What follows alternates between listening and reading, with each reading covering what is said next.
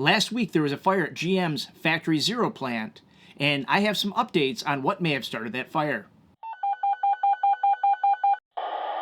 On December 19th, 2023, there was a fire involving lithium-ion batteries at GM's Factory Zero. If you're not familiar, this massive 4.5 million square foot facility straddles the border of Hamtramck in Detroit. Detroit Fire was on scene for over 8 hours. Firefighters arrived just after 5 p.m. to find heavy smoke in the structure. Thankfully, all GM employees were accounted for and safe. Fire crews ended up finding plastic dunnage full of lithium-ion batteries on fire.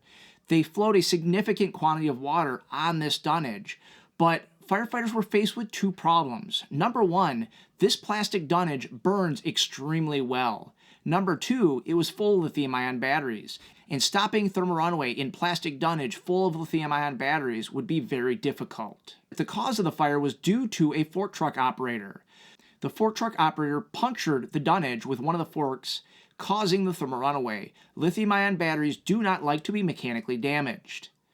Now, it's reported that's the 8th fire in this facility since August, but that's not that uncommon. I've worked in manufacturing long enough to understand that fires happen all the time. Overall, I'm glad everything worked out. I'm glad nobody was injured and they were able to extinguish that fire fairly quickly.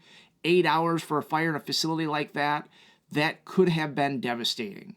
If you want to learn more about thermal runaway, click this link right here.